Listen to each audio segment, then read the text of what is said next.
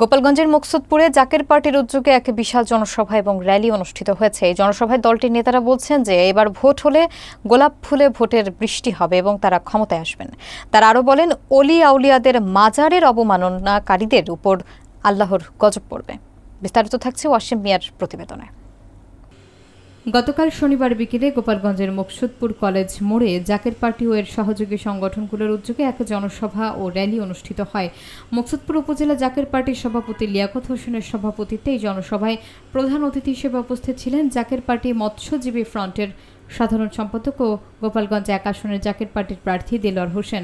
Zaker party কৃষক ফ্রন্টের কেন্দ্রীয় সাংগঠনিক সম্পাদক মোহাম্মদ ইমরান হোসেনের সঞ্চালনায় অনুষ্ঠানে বিশেষ অতিথি হিসেবে ছিলেন গোপালগঞ্জ জেলা জাকের পার্টির সভাপতি সাজ্জাদ হোসেন মিয়া, জেলা মৎস্যজীবী ফ্রন্টের সভাপতি ইনামুল হক, গোপালগঞ্জ জেলা জাকের পার্টির সাধারণ সম্পাদক জাহাঙ্গীর হোসেন এবং সাংগঠনিক সম্পাদক মাহবুবুর রহমান শাহিন। প্রধান অতিথির বক্তব্যে দেলোয়ার হোসেন বলেন, গোপালগঞ্জের সন্তান হিসেবে তিনি বলতে পারেন এখন জাকের পার্টির সময় এসেছে এবং ভোট হলে গোলাপ ফুল প্রতীক বিপুল সংখ্যক ভোট পাবে। তিনি আরও বলেন, যারা অলিয়া আউলিয়াদের মাজারের উপর আক্রমণ করেছে তাদের উপর আল্লাহর গজব পড়বে এবং তারা ধ্বংস হয়ে যাবে।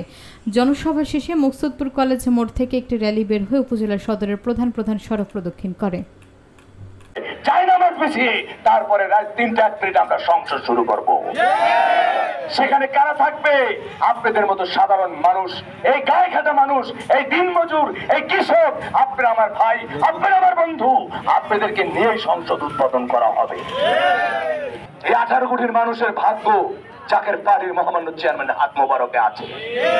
এই পবিত্র নেতা খুঁজতে হবে। এই পবিত্র নেতা যদি খুঁজতে ভুল করেন তাহলে দেশ ভুল পথে চলে যাবে।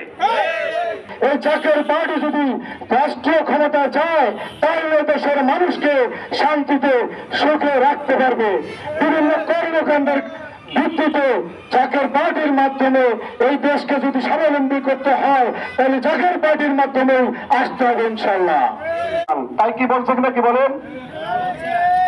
নবী করিম সাল্লাল্লাহু আলাইহি সাল্লাম এই গোলাপের সুবাস নিতেন।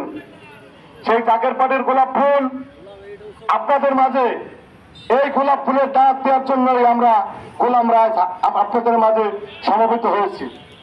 এবং জাকের পার্টির সর্বোচ্চ নেতা হিজবুল্লাহর মহা ইমাম, যিনি জাকেরানদের জন্য, দেশবাসীর জন্য দিনের পর দিন রাতের পর রাত অক্লান্ত পরিশ্রম করে এই জাকের পার্টির জন্য, দেশের মানুষের কল্যাণের জন্য, আমাদের সাধারণ মানুষ, গরিব দুঃখীদের জন্য জাকের পার্টির চেয়ারম্যান দেশ এবং বহির্বিশ্বে কাজ করে যেতেছে।